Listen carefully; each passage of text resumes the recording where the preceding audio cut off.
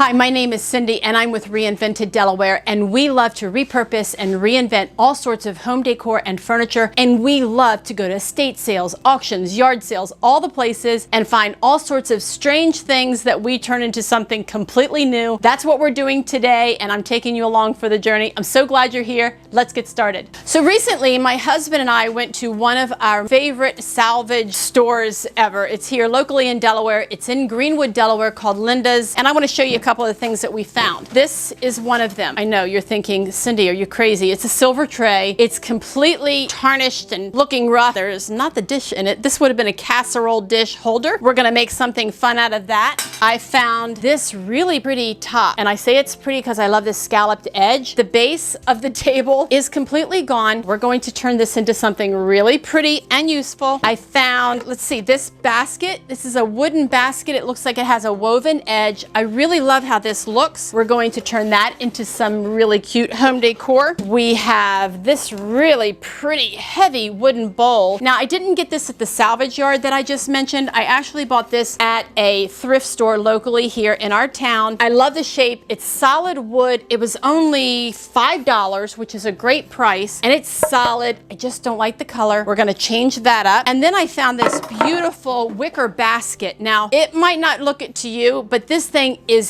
heavy and solid. I don't know what it's made out of. It's more than wicker. Whatever this is, it is solid wood. I don't know what. It's a little twisted. You can kind of tell. I don't know, maybe you can or cannot tell, but it's a little bit twisted. It's just really dirty and just needs a little love. That's what we're going to do today. Let's get to it. You'll notice in this video that I go between projects quite a bit. That's because while one project is drying, I can start working on the next.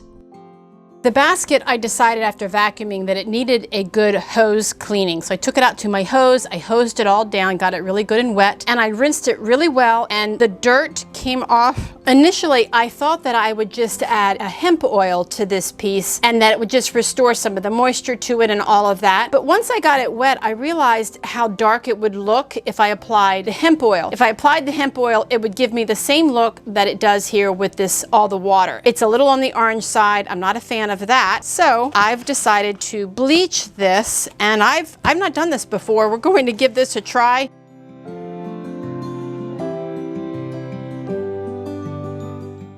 So remember this bowl? That's the next thing I'm going to work on. Basically, the plan is to sand it down. Now, the outside will be okay to sand down. I think it's going to be hard to get in here, so we'll just see how that goes. As I sand, I might have to come up with plan B. I don't know. Let's see. Okay, after using one grit sanding paper on there, I'm realizing I can get the shine off that you see here, but I'm not going to get that stain color. It is soaked in deep into the wood, so instead, I'm going to give it a really good scuff sand, and then I might try to bleach this piece. I'm not really sure, but I don't have to take it all the way down like I thought I would have to. I'm just going to go through and scuff sand the whole thing and try to knock off the shine.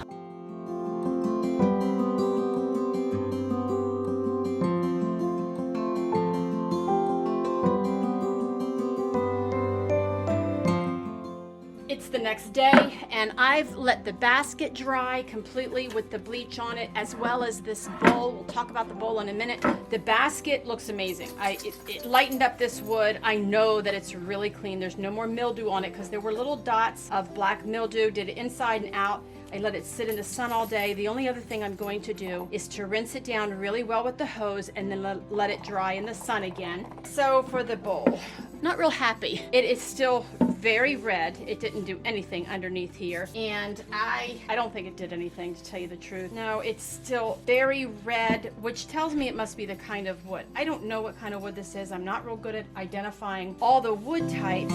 It could just be that the stain is so settled in that the bleach is not going to touch it. I don't know. I'm going to come up with another plan. More than likely, I'm going to wash this off, let it dry, and then paint it, and that probably won't be able to happen until tomorrow, because once I wash it, it's got to dry thoroughly before I can paint it. So I forgot to add this piece to my list of finds at this little salvage spot that we love. This is a drawer from an old sewing machine cabinet, and I had forgotten that I already glued on spindle legs. These are spindle legs from a chair, and I glued them, and let's see, I screwed them from inside, and then before I tightened the screw all the way, I glued them also with E6000. It's dirty, so I'm going to go ahead and clean this up.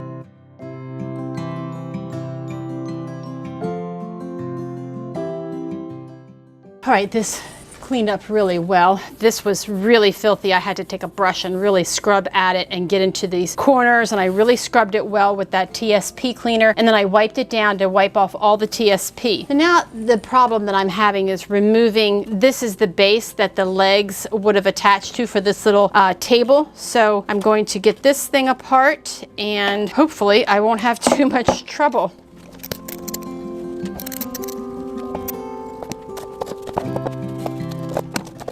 Okay, so I was able to remove most of this base. I kind of had to work at it a little bit. I used a chisel, whatever this thing is called, and I kind of worked my way under it. It did take me a while, and I didn't film that. But I still have you can kind of see how that's still raised. I think what I'll do is I'll take my orbital sander and I'm going to sand that down as smooth as I possibly can on the underside. It doesn't really matter because it's on the underside, but it's really important for me that the underside of our pieces look just as good as the top. So I'm gonna sand that smooth. It sanded off pretty well. You can still see that the color looks a little bit different. It was strange. The more I sanded, it's just like there was this other layer of, this is one layer, and then this is the other layer. So I kind of sanded it down, kind of like a veneer, like you would think of a veneer, but that's okay. It's nice and smooth, and the plan is to just paint the bottom of it. Like I said, this side won't be seen, but once it's painted, I think it'll look really good. So I'm going to paint that side, and also this framing, I'm using Dixie Belle chalk mineral paint in the color, what do we have here? Cotton, and it's gonna be a beautiful white color, and then I can't wait to show you what I have planned for the center of this.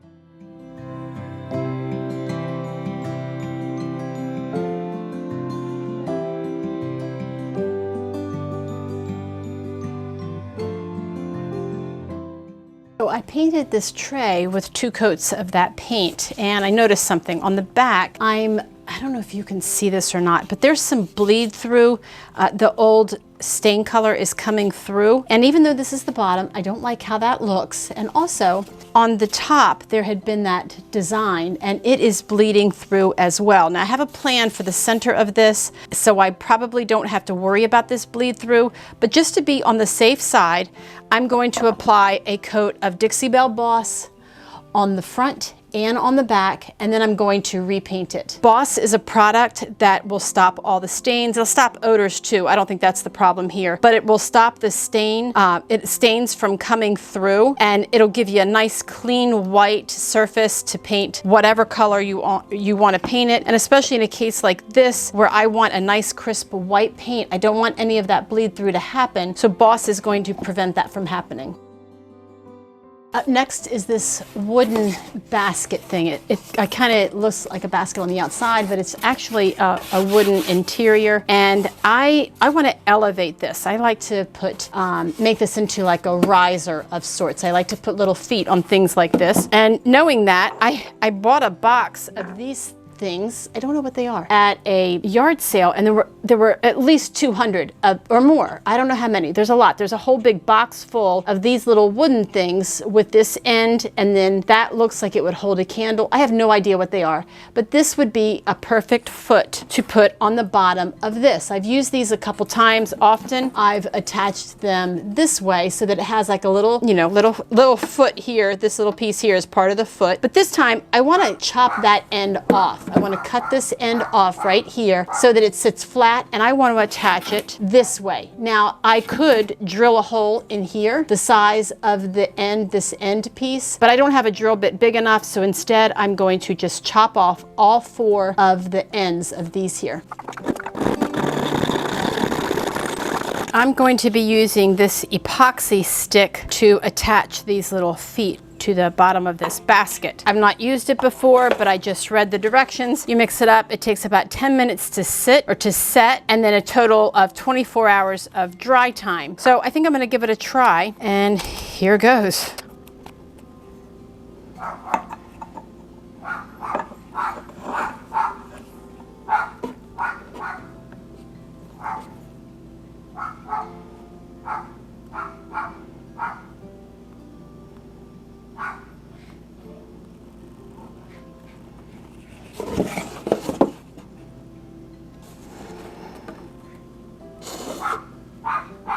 Next up, we're going to work on this silver chafing dish holder. I think that's what it's called. There would have been a glass dish in here that you would have have it in the oven, and then this would be a safe way to get it to the table and rise it up from the table because it's on legs. I love these pieces. I can pick these up for next to nothing because it's missing the glass dish, and if you don't have just the right size glass dish, then you're kind of lost in that use. Anyway, this one is pretty pitted. I doubt that it's real silver. I don't know anything about silver. I don't know what kind of silver this is, but I don't think it's very good quality silver, but we can make it look better. And I'm going to use several things to help with that. This wire brush, it looks like a toothbrush, but this is all wire. This is great for getting into the grooves and really cleaning out this silver. I'm going to use a piece of 4/0 steel wool. I keep this in my workshop. And I'm also going to use this Surf Prep fine sanding pad. I love these pads. They come in a variety of sanding grades. And the thing I love the most is, look, they're flexible. So they work really well with my arthritic hands, and I can get around curved pieces and all, and it just is really gonna do a good job. So I'm going to get to work and get this all cleaned up, and then I'll show you what I'm going to do with it.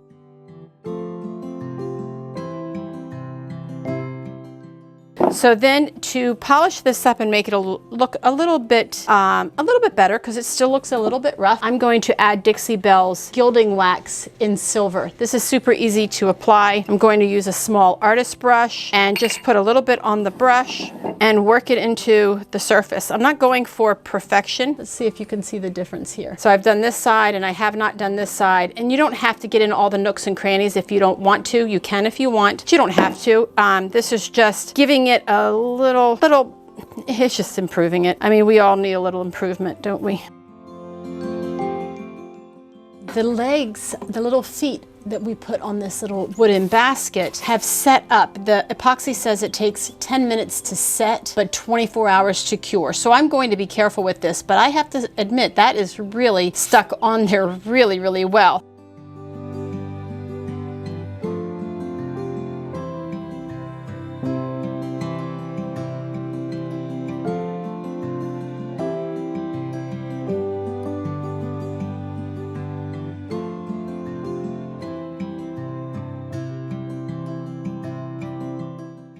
This little sewing drawer that I showed you, I had already started to work on it before I started filming. I'll just tell you what I did. I used spindles from a chair and I cut them down to fit. Then I used a screw, you can see that on the inside, I hope, at each corner, and attached these, and I used E6000. But then after it dried, these were still a little wobbly. So I used that same epoxy that I used on the other projects, this from Gorilla Glue. It's really wonderful. I mixed it up. It's very quick to mix up, and I just put it around the base of each leg so that it would hold it nice and steady, and that seems to be working really well. And I'm going to milk paint this, and I want a chippy, crackly kind of finish, and what I like to use is Zinsser Real Clear Shellac. And I like using this method because when the crackle comes through the milk paint, you'll see the wood tones, and I really like the look of that. So I'm going to put one really good coat of this all over this whole piece. Once it's dry, I'll be able to paint it. The next project is with this chafing dish holder.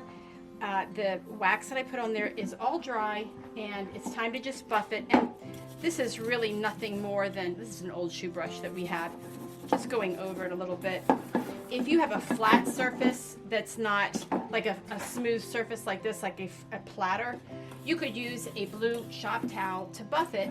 So here are my 3 picket board. I'm going to avoid the ends on these particular boards. They're kind of rotted. You can see it's in bad shape. So I'm just going to use this center part. I've got them all joined up together, and I'm going to turn my tray upside down and just take a little bit of a rough measurement. The pickets are going to become the top surface for this, and it'll be a really cool looking riser. I'm not going to actually measure. I'm going to do more marking than I am measuring. Then this is actually a piece of the railing that would have held these pickets together, and I'm going to cut it because it's going to fit on the inside. I need 2 pieces. I need one on this end and one on this end, so that I have a place to connect, to attach these pickets. This won't be seen. It'll be underneath the serving tray, and it'll just be a way to attach it to the serving tray.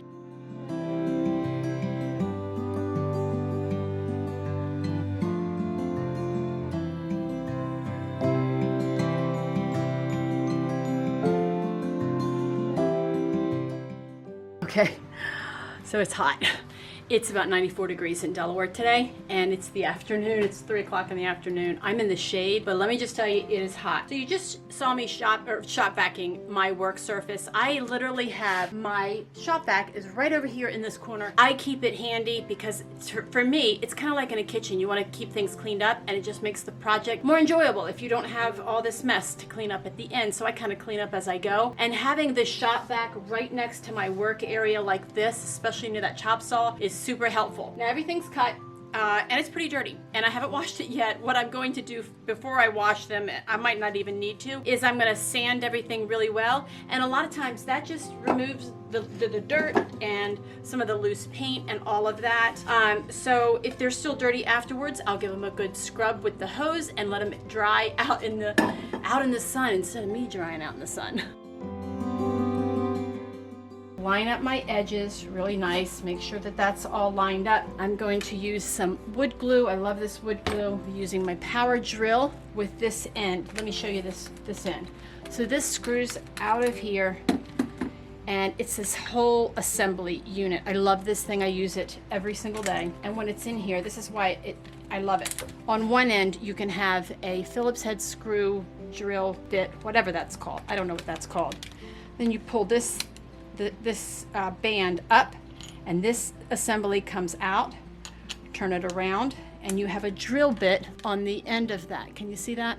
So I flip this back and forth all the time. So right now I've got the drill bit, and the other thing I like about it, can you see that this has a shaft right here that actually cuts a recess for the screw head to sit down so that it's called a countersink, and it will, so that the screw is not sticking out of the end. That will countersink the screw head. So I'm going to assemble these pieces and we're going to get this thing put together.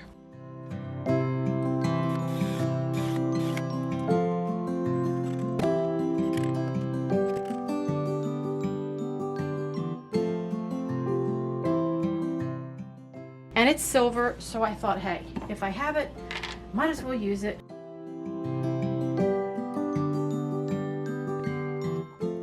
I have some left over from another project.